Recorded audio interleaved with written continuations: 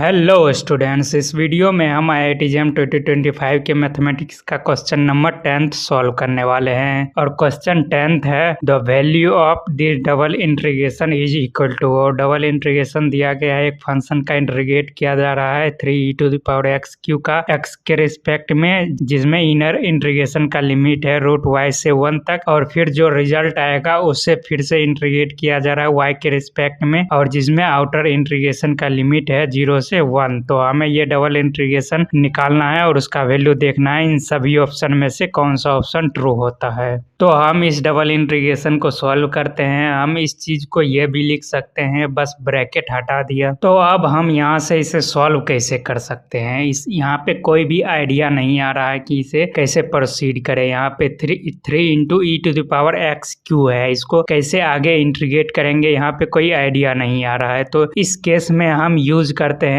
Change of order of integration. तो इसमें भी अगर यहाँ पे कोई पता नहीं चल रहा है कि आगे प्रोसीड इसे कैसे करें, तो सीधा अप्लाई करो change of order of integration. तो इसमें change of order of integration apply करेंगे हम। तो अब इस डबल इंटीग्रेशन में इनर इंटीग्रेशन में x के रिस्पेक्ट में इंटीग्रेट किया जा रहा है, और x का लिमिट है √y से 1 तक। तो x एक बार x = √y कर देंगे और फिर x = 1 कर देंगे। तो इस तरह से x का लिमिट दिया गया है, और फिर उस जो रिजल्ट आएगा उसको आउटर इंटीग्रेशन से इंटीग्रेट किया जा रहा है y के रिस्पेक्ट में, और उसका लिमिट 0 से 1 है। तो एक बार y = 0 कर देंगे और फिर y = 1 कर देंगे। तो ये हमारा x = √y, x = 1, y = 0, y = 1 इस तरह से एक कर्व आ गया है, और इसे हमें XY प्लेन में ड्रॉ करना है ये कर्व क्या आता है। और इस सभी को ड्रॉ करेंगे तो वहाँ पे जो इंटरसेक्शन एरिया आएगा, उस इंटरसेक्शन एरिया में हमें फिर स्ट्रिप लेना है इनर इंटीग्रेशन के अकॉर्डिंग, और फिर हम वहाँ से change of order of integration apply करेंगे। तो इसे प्रोसीड करते हैं आगे। अब इस सभी जो यहाँ पे कर्व आया है x =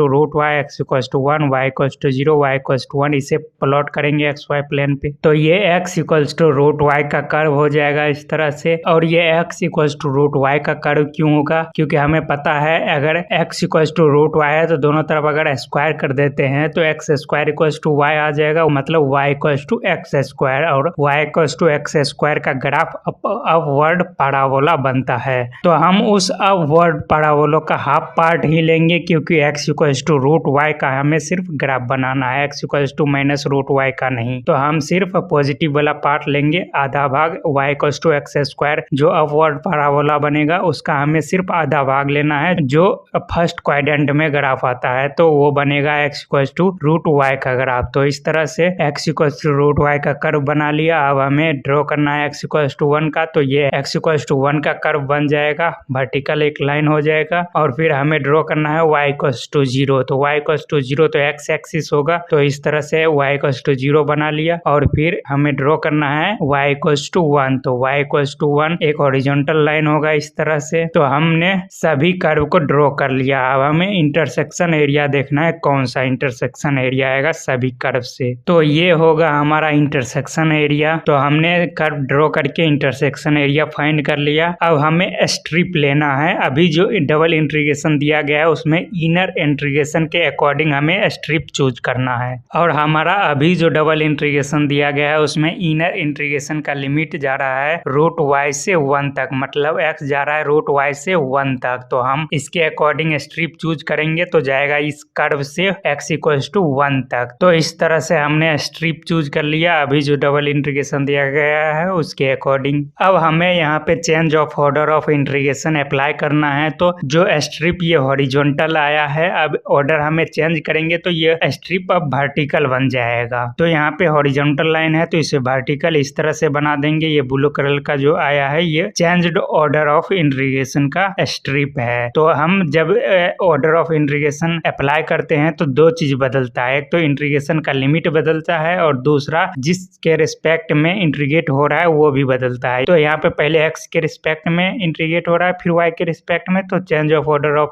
इंटीग्रेशन अप्लाई करेंगे। तो अब y के रिस्पेक्ट में पहले इंटीग्रेट होगा फिर x के रिस्पेक्ट में, तो ये आ जाएगा और फंक्शन जो है वो तो वही रहेगा। तो डबल इंटीग्रेशन 3e⁻x³ dy/dx आ जाएगा। तो इस तरह से हमने change of order of integration apply कर दिया। जो स्ट्रिप चेंज किए हैं हॉरिजॉन्टल से वर्टिकल बनाए हैं उसके अकॉर्डिंग dy/dx आ जाएगा, फंक्शन का तो फंक्शन ही रहेगा। अब जो चेंज्ड स्ट्रिप किए हैं उसके अकॉर्डिंग अब इस इंटीग्रेशन dy जो dx आया है इसमें लिमिट अब सेट करना है। उस ब्लू कलर वाला जो स्ट्रिप है उसके अकॉर्डिंग अब इस इंटीग्रेशन का लिमिट अप्लाई करना है। तो पहले अब y के रिस्पेक्ट में इनर इंटीग्रेशन को इंटीग्रेट किया जा रहा है, तो y के रिस्पेक्ट में अब लिमिट सेट करेंगे। तो हमारा स्ट्रिप जा रहा है y=0 से उस कर्व तक x=√y तक। तो अब हमें इस इक्वेशन को सॉल्व करना है x=√y को, और यहाँ से हमें y फाइंड करना है। क्या होगा, वो अपर लिमिट होगा और लोअर लिमिट तो y=0 आ जाएगा। तो हम इसे सॉल्व करते हैं x=√y को। तो x=√y है तो दोनों तरफ स्क्वायर कर देंगे, तो ये आ जाएगा x² तो ये आ गया जो x² ये अपर लिमिट है y=x² और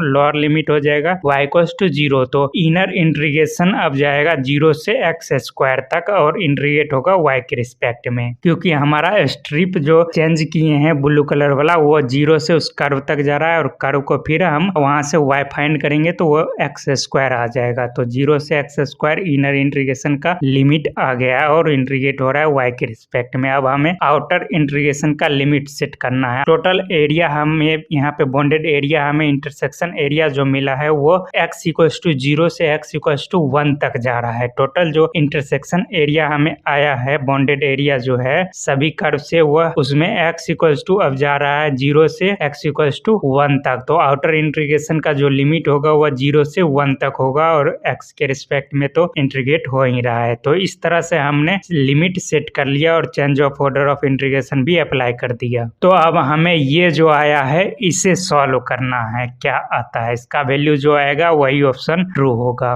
तो अब हमें इसे सॉल्व करना है और इसे हम अब आसानी से सॉल्व कर सकते हैं। यहाँ पे क्योंकि 3e⁻x³ अब कांस्टेंट बन जाएगा क्योंकि इनर इंटीग्रेशन इंटीग्रेट हो रहा है अब y के रिस्पेक्ट में, तो उसके लिए 3e⁻x³ कांस्टेंट हो जाएगा। तो उसे इंटीग्रेशन से बाहर कर देंगे इनर इंटीग्रेशन से और फिर जो आएगा उसे इंटीग्रेट करेंगे। तो हमारे पास ये आ जाएगा outer integration limit 0 to 1 3e⁻x³ into inner integration limit 0 to x² dy/dx। तो इस तरह से आ गया हमारे पास। तो अब हम इनर इंटीग्रेशन को इंटीग्रेट करेंगे dy के रिस्पेक्ट में, तो वहाँ पे कुछ नहीं है तो 1 है तो 1 का इंटीग्रेशन y हो जाएगा और लिमिट आ जाएगा 0 to x²। तो इस तरह से आ जाएगा equals to integration 0 to 1 3e⁻x³ और y limit 0 to x² dx। अब यहाँ पे y के स्थान पे दोनों लिमिट पुट कर देंगे, एक बार x² फिर माइनस करके 0 कर देंगे। तो ये हमारे पास आ जाएगा integration 0 to 1 3e⁻x³ x² - 0 into dx आ गया। अब यहाँ पे 0 माइनस हो रहा है तो सिर्फ x² ही लिख सकते हैं, तो वो जो x² आएगा उसको हम सीधा 3 में मल्टीप्लाई कर देते हैं। तो टोटली हमारे पास आ जाएगा equals to integration 0 to 1 3x² into e⁻x³ into dx। तो अब यहाँ पे हम इसे आसानी से सॉल्व कर सकते हैं। e⁻x³ में जो x³ है उसको t सब्सटीट्यूट करके वहां से फिर डिफरेंशिएट करके इसे आगे सॉल्व कर सकते हैं। पर एक चीज हमें पता होता है कि यदि e⁻f(x) है और फिर f(x) का डिफरेंशिएशन e⁻f(x) में ही मल्टीप्लाई हो रहा है तो टोटल का इंटीग्रेशन सीधा e⁻f(x) ही हो जाता है। यहाँ पे e⁻x³ आ रहा है और x³ का डिफरेंशिएशन 3x² होता है जो कि e⁻x³ में ही मल्टीप्लाई हो रहा है। तो इस टोटल 3x² e⁻x³ का इंटीग्रेशन सीधा हो जाएगा e⁻x³। तो और जो इंटीग्रेशन का लिमिट है वो तो रख ही देंगे, तो इसका इंटीग्रेशन आ जाएगा e⁻x³ और लिमिट 0 to 1 तो है ही। और अब हम x के स्थान पे एक बार 1 रखेंगे और फिर माइनस करेंगे और फिर x के स्थान पे 0 रखेंगे और इसे कैलकुलेट कर लेंगे क्या आता है। एक बार हम 1 रखेंगे तो e⁻1 का q आ जाएगा, फिर माइनस करेंगे और फिर e⁻0 का q आ जाएगा। तो e⁻1 का q तो 1 ही होता है तो e⁻1 आ जाएगा और माइनस e⁻0 का q है, 0 का q तो 0 ही होगा